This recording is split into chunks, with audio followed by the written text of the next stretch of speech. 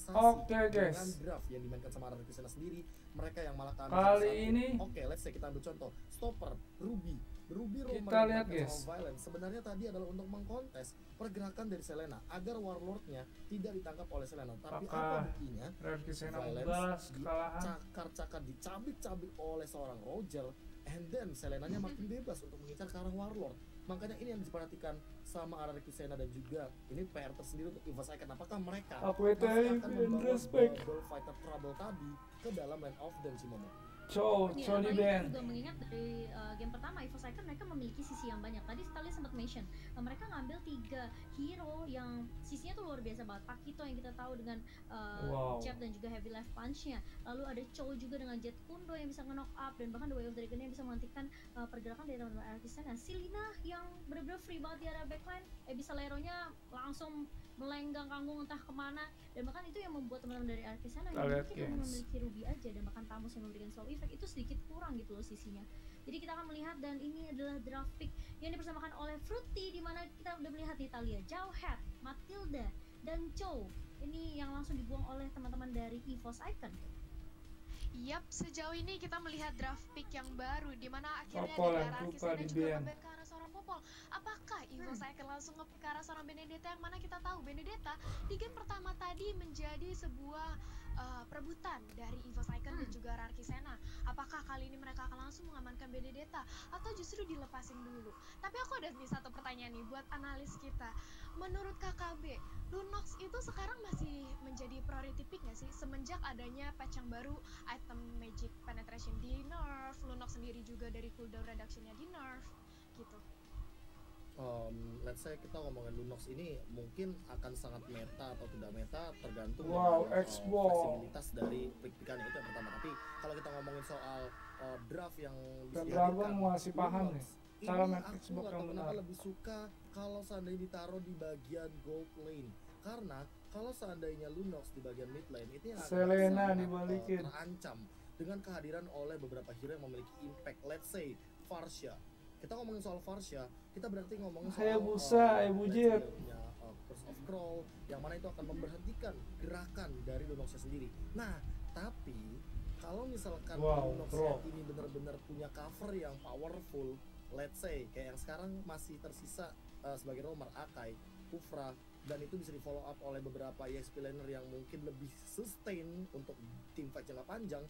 Ini Lunox akan sangat impactful kalau seandainya di pick. Let's say sekarang kita ambil contoh, Xbox sudah diamankan oleh EVOS Icon, Hayabusa sudah diamankan, dan possible banget mereka masih mau mengkontes dengan Lunox dan Kagura, karena di sini sisi power dari RRQ Sena adalah sisi power single target yang tidak terlalu merujuk ke arah area of effect. Oke. Dan mungkin itu yang membuat Lunox agak sedikit bukan menjadi prioritas kali ya. Karena sisinya ini cukup banyak juga kali ya. Apalagi kita tahu kayak tadi aja ada Selena, terus tadi ada yang kita tahu benar-benar AOE-nya tuh gede banget. Tapi kalau kita melihat dari EVOS, mereka first pick melakukan ke arah seorang export di sini, dan bahkan ada Kufra dan juga Hayabusa yang diamankan oleh teman-teman dari EVOS Icon. Sesuai yang tadi KB udah bilang, mereka selalu memprioritaskan untuk ngedapetin hero-hero yang memiliki physical damage atau bahkan damage burst-nya cukup tinggi gitu. Dan ini benar-benar dilakuin lagi sama teman-teman EVOS Icon di game yang Yesunsin lah, kasih tau lah Yesunsin. Karena Silina dan juga Grok yang diamankan oleh teman-teman RRQ Sena di sini kali ya. Blas, kasih tau lah Yesunsin mana? Ya ampun, lu pengen lihat nih, karena ini salah satu bisa dibilang mengcounter sebenarnya seorang Benedetta, yang mana kita tahu dengan adanya Kufra akan sulit bagi RRQ Sena jika mereka ingin mengambil Benedetta, yang pastinya setiap Benedetta ingin melakukan dash akan ada Kufra yang langsung mempop up launching ball-nya, dan kita memasuki fase ban yang kedua. Apakah kali ini kita akan melihat, baru aku mau bahas tentang Lunox yang bakal di ban, tapi langsung aja di ban dari RRQ Sena. Tapi aku penasaran sih, dari game pertama Kagura ini belum terlihat berarti di Land of Dawn nih. Gimana nih menurut Cimomo? Kagura ya, kalau menurut aku sih Kagura tergantung dengan komposisi draft sih. Mungkin kalau melihat ada sisi yang mungkin bisa dikombokan dengan seorang Kagura, itu adalah pilihan yang cukup baik gitu untuk mengamankan Kagura. Tapi kalau kita lihat dari banningnya aja, dari RRQ mereka udah langsung ngebuang 2 magical hero di sini yang kita tahu mungkin bakal respect banget ke arah seorang Andonya Lunox dan juga Eve yang barusan kita bahas. Eve memiliki reward collection yang benar-benar luas banget. Gak mau bermain-main tentunya sama seorang Eve di sini. Dari Archisena mereka langsung ngebuang begitu aja. Sementara dari EVOS Icon kalau kita lihat ada Yisun Sin dan juga ada Nathan nih, yang sebenarnya aku udah tungguin sih Nathan untuk muncul di hari yang kedua ini, tapi ternyata kecewa tidak muncul tadi ya. Iya, ini aku juga penasaran banget sih. Nathan belum ada hingga kita melihat sekarang ini. Apakah mungkin semenjak Nathan kita tahu merupakan salah satu hero yang bermainnya itu cukup tricky ya dengan bayangannya. Makanya itu belum menjadi comfort pick dari hero-hero atau dari tim-tim yang bertanding saat ini di MPL. Tapi kalau menurut serius? Wow. Ya, kalau ngomongin soal hero Nathan dan mungkin fleksibilitas Nathan ya, ini EVOS Icon seolah ingin bermain yang jump in dan all out, melihat potensi dari Kufra, Hayabusa Iris, bahkan Nana yang sudah bisa dibilang ini menjadi satu pick yang sangat pasti. Dan bahkan menengok dari satu pick lagi EVOS Icon, mereka memainkan Beatrix. Pertanyaanku sepertinya akan merujuk kepada satu, apakah EVOS Icon akan memainkan pola permainan dari draftnya guys, mirroring. So dia kalau Archisena-nya mainnya untuk di laning phase akan memenangkannya melawan entah itu dapat mapping duluan Archisena sih, dari draft sih Archisena sih kan. Tapi nggak tahu lagi, lihat dari istilahnya gameplaynya si Pastel siapa yang benar-benar solid. Di take down oleh seorang Taka, apalagi Taka dengan Benedetta-nya tentu dia akan membawa satu buah execute Momo, dan ini berarti pergerakan dari seorang Beatrix yang Rafici harus diperhatikan lagi. Jangan sampai ada satu misstep yang membuat pergerakan dari EVOS Icon jadi malah kemakan sama pergerakan teman-teman Archisena. Iya, dan ini bakal menjadi PR juga, apakah teman-teman dari EVOS Icon mereka bisa untuk mungkin nge-cover Beatrix yang sesuai tadi KB bilang. Tapi aku ngeliat ada Nana nih yang dipick sama teman-teman dari EVOS Icon, mungkin dengan Molita Blitz dan juga Molita yang bisa di pop up oleh seorang Nana ini bakal menjadi sedikit buying time juga untuk ke arah seorang Beatrixnya ketika di cover oleh seorang Nana. So kita akan melihat seperti apa tentunya di game yang kedua kali ini, kalian dan juga KB EVOS Icon melawan teman-teman dari RRQ Sena. Apakah akan menjadi 2-0 untuk teman-teman EVOS Icon atau justru masih bisa dijegal oleh teman-teman dari RRQ Sena di game kita yang kedua? Well, jujur melihat Nana dari tangan Ando ini akan membuat satu stopper yang sangat amat mengerikan. Walaupun dia berperan sebagai mid lane, dia akan melawan Selena. Dia tahu apa yang harus dia lakukan ketika berhadapan dengan Selena. Tentu kita tahu bahwa ini ada bakar. Dia akan berubah menjadi rakun lucu yang menyelamatkan nyawanya ketika dia harus terpaksa dalam keadaan yang sekarat. Dan match-up-nya adalah Warlord dengan Selena. Arrow trap lebih agresif untuk mendapatkan satu movement ke arah siapapun, apalagi di early game. Tapi kalau Talia dan juga Cimomo lihat bagaimana Iris mencoba untuk bermain lebih agresif karena dia sangat amat menyimpan retribution, artinya dia akan mengeluarkan retribution ketika dibutuhkan dan ketika dia tahu dia di zoning out oleh Violence seperti saat ini. Iya, kalau kita lihat juga Violence kali ini udah mulai mengganggu ke arah seorang Irisnya, Bajan yang masuk dengan Tara Defense tidak mengenai siapapun, dan bahkan lihat bakal coba di reset, enggak, ternyata masih di cover dengan cukup baik. Ada Ando dan juga Bajan kali ini kita lihat. Abyssal hampir aja total.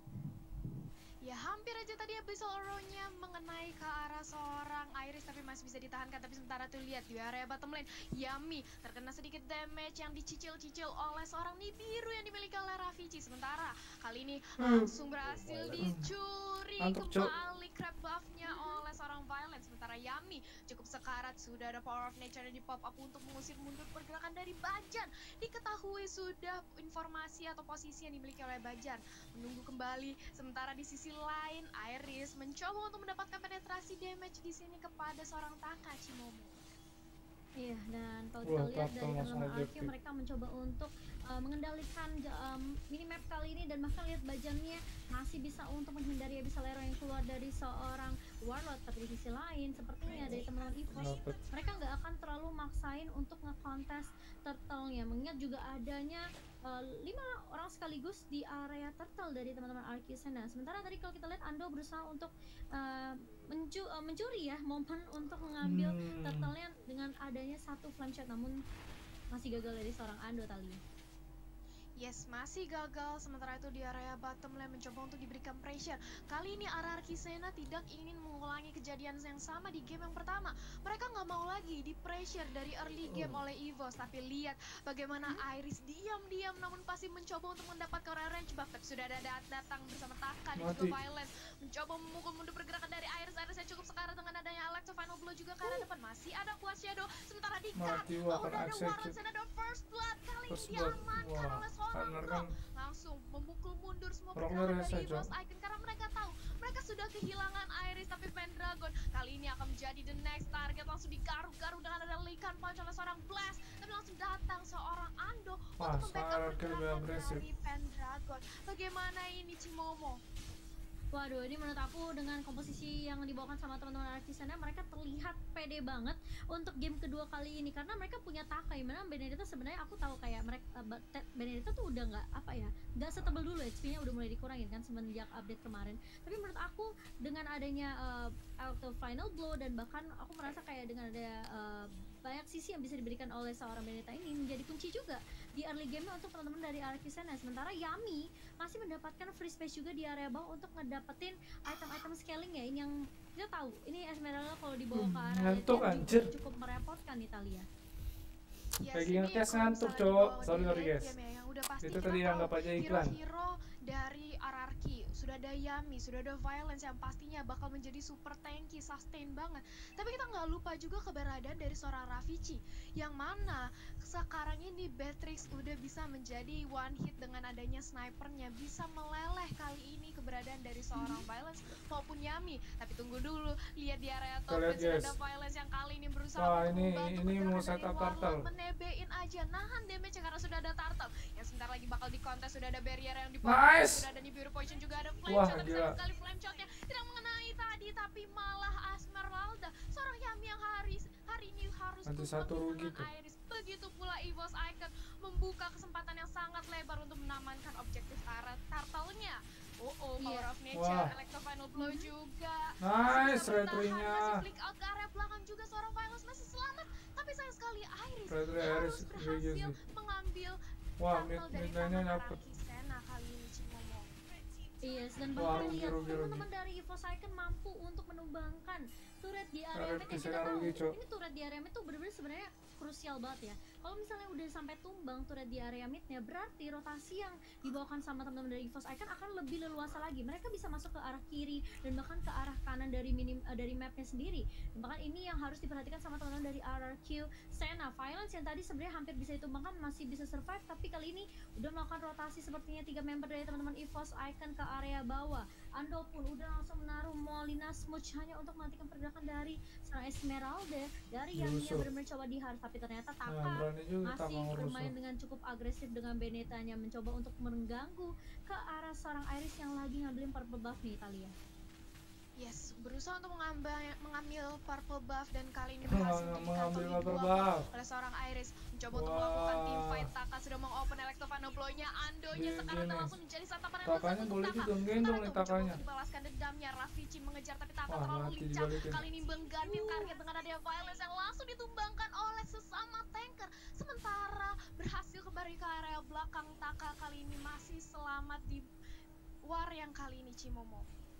Iya, ini seperti yang KB udah bilang, dimana Beatrixnya benar-benar bakal di cover habis-habisan, meskipun bajannya yang kita berkali-kali ngelihat dengan Tyrant Revenge yang nggak terlalu connect, tapi setidaknya kehadirannya dia tuh membuat teman-teman dari Archisena nggak mau terlalu gegabah dan bahkan untuk ngekontes pergerakan dari seorang bajan. Ini yang KB udah sempat bilang, Beatrixnya kalau benar-benar di cover habis-habisan, ini bakalan free space banget dari seorang Beatrix sendiri ya Bu.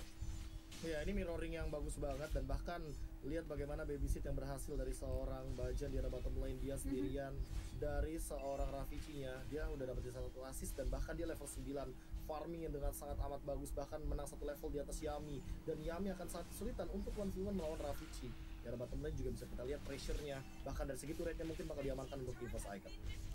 Ya, 2 turret sekaligus kali ini udah diamankan, dan bahkan kalau kita lihat dari seorang Bajan yang berada di paling depan, langsung Peter mundur ke arah belakang. Iris mulai masuk dengan ada shadow kill, dibagi-bagi ke arah 4 member, tapi turtle yang masih bisa diamankan oleh Violence dengan ada Vulture. Tapi ternyata Irisnya harus tumbang begitu saja, dan bahkan dari Bajan yang terkena Abyssal Arrow dari seorang Warlock juga harus tumbang begitu saja. Sementara di sisi lain, teman-teman dari EVOS Icon tidak mau terlalu memaksakan teamfight setelah ada 2 member yang hilang, Thalia, dan bahkan mereka juga nggak bisa ngedapetin turtle-nya tadi.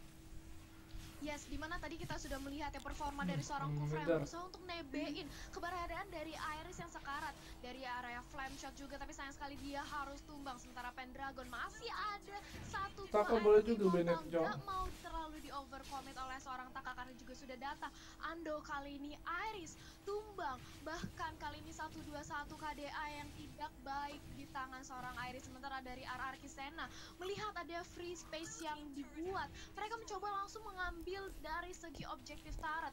Satu outer turret di area bottom lane sudah rontok. Nici mau gimana, karena dari Violence-nya juga langsung mengganggu zoning orange buff yang dimiliki oleh Iris. Iya, aku melihat pergerakan dari Arkisena, mereka mainnya sekarang bener-bener wah, bar-bar banget, apalagi Violence yang kita tahu dengan komposisi yang bisa dibilang dikumpulkan dengan seorang Warlock gitu. Dia nggak takut untuk maju ke area depan, karena selalu ada coveran juga yang baik dari seorang Warlock, selalu ada follow up yang baik gitu, juga dari seorang bahkan yang bisa muncul kapan aja dari sisi samping Lane of Dawn. Bahkan kali ini teman-teman dari EVOS Icon benar-benar dikasih pressure habis-habisan di area bawah. Yaminya masuk, tapi ternyata Bajannya masuk, bisa dimakan Reja kedua. Kalau kita lihat Bajan kali masih mencoba untuk bouncing ball ke arah seorang Yami bakal coba dipukul mundur, tapi dia nggak punya paling sama, tapi ternyata ada shadow kill yang di pop up dari seorang Iris, dan bahkan kena stun, dan bahkan lihat dari seorang Ando. Molina Smooth dan juga Molina Beats yang langsung menumpangkan seorang Yami kali ini, bermain dengan cukup agresif, bermain memberikan pressure yang luar biasa dari teman-teman Arkisena. Bisa dibalikin keadaannya hanya dengan satu momentum dari seorang Bajan, Be. Iya, satu jentikan jari ternyata Bajan dengan talent revenge-nya connect 2, dan itu adalah target yang bagus banget. Yami ditumbangkan dengan cepat juga, bahkan di arah jungle yang mana nih biru ultimate-nya juga langsung connect semuanya, 4 sama poin kill-nya. Tapi untuk EVOS Icon, mereka karena setup barusan mereka bakal lebih ahead dari setup ke arah Lord. Lihat rivernya udah mulai di zoning out sama Bajan, dan bahkan tidak menutup kemungkinan kita akan melihat kontes seperti apa yang akan dimunculkan oleh RR Kusena. Mereka harus melakukan mirroring 4-1 karena mereka bawa Benedetta, mereka bawa Taka. Jadi Takanya harus di arah bottom lane untuk mendapatkan momentum. Tapi EVOS Icon kalau mereka berlima, mereka harus udah ikhlas melepaskan turret di arah bottom lane untuk pertukaran Lord kali ini.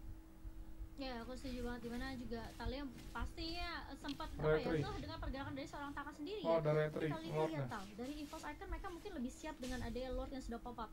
Dan di arah bawah coba lihat Thalia, lihat Takanya dipukul mundur tuh, gregetan banget. Yes, di sini mereka dari EVOS Icon juga mengetahui keberadaan dari seorang Benedetta yang pastinya Benedetta ini sama seperti Hayabusa. Ketika dia melihat adanya ruangan, adanya free space, dia pasti mencoba untuk nge-push dengan adanya high mobility yang dimiliki oleh seorang Taka. Tapi nggak tinggal di situ. Kali ini EVOS Icon tidak bermain seagresif di game pertama. Mereka baru aja memantau, baru kali ini mulai di start Lordnya perlahan-lahan sudah ada wall charge juga ke area depan, tapi Violence langsung aja terkena Tyrant Rage, begitu pula langsung di take down oleh seorang Xbox. Sementara mencoba untuk di zoning out dengan adanya Fire Missile Export. Pendragon begitu kuat menjadi lini terdepan, tapi Taka kali ini sudah hadir mencoba untuk melakukan kontes terhadap Lord. Ini apakah akan terjadi kontes habis-habisan nih, Kabi? Enggak, kayaknya nggak bakal mau terlalu di kontes, tapi kalau mau di commit Warlord minimal 1 arrow harus connect, dan itu dia targetnya.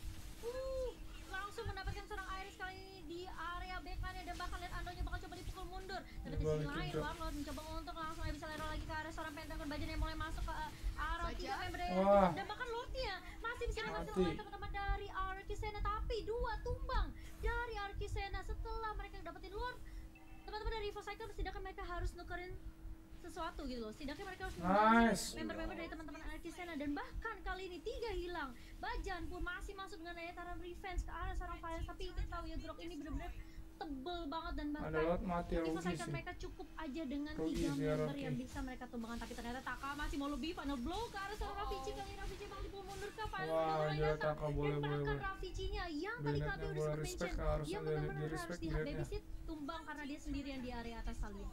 Jago Benedetta. Yes, di cutting, di sandwich dengan keberadaan seorang Violence juga tidak bisa kemana-mana. Bahkan Ravage, walaupun mereka kali ini sudah mendapatkan Demon of Hunter-nya, tapi sayang sekali Lord jatuh ke tangan Ararki Sena, dan ini dia highlight-nya. Silahkan KKB.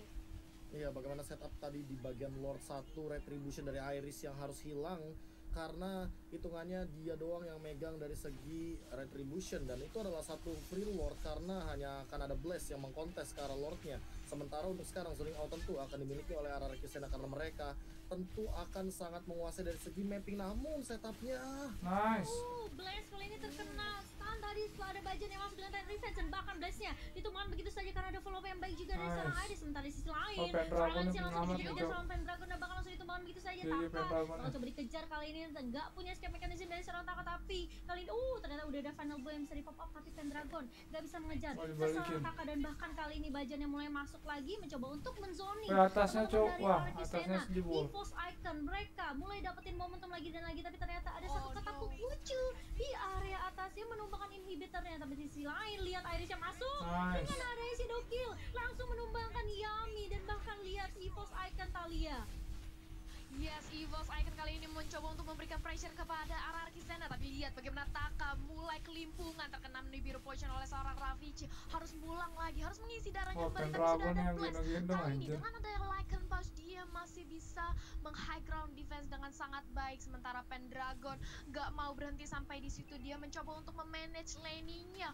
Wave minion kali ini sudah masuk di arah inner turret atas. Tinggal tunggu Lord siapa yang dapat bisa auto win nature-nya, tapi Pendragon gak takut 1 lawan 2, masih mencoba dibakar-bakar aja dengan adanya Fire Missiles ini akan ngedrag ke arah late game kalau dari Ararki cukup kuat untuk mempertahankan high ground defense ya. Tapi 70 detik lagi kurang lebih akan ada Lord selanjutnya. Apakah yang dapat Lord nih yang auto menang cok diamani oleh EVOS Icon KKB?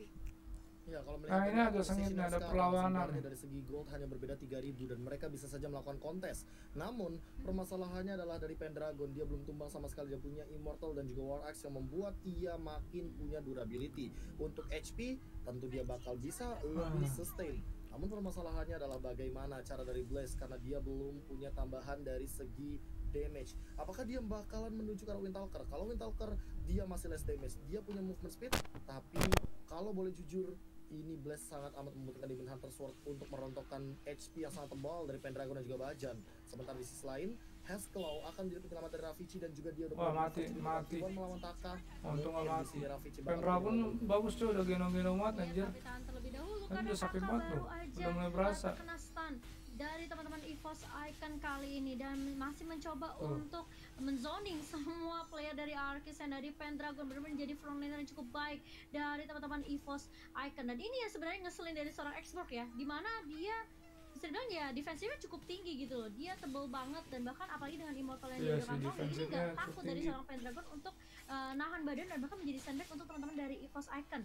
Apalagi dia bisa mencicil-cicil dengan adanya Fire Missile yang meskipun memang tidak terlalu besar damage-nya. Dan tapi durability yang menjadi kunci penting untuk seorang Pendragon di sini Talia, dimana tadi KB udah sempat mention dari atomization-nya udah ada War Axe dan juga bahkan Immortality. Iya, aku setuju banget sih sama KB dan juga Cibomo, di mana kita tahu Pendragon dengan adanya satu buah item immortal aja itu udah bikin seorang Xbox mempunyai nyawa kedua. Ditambah lagi dengan adanya item durability yang kali ini sudah dikantongi oleh Pendragon. Itu kenapa dia berani banget untuk retri.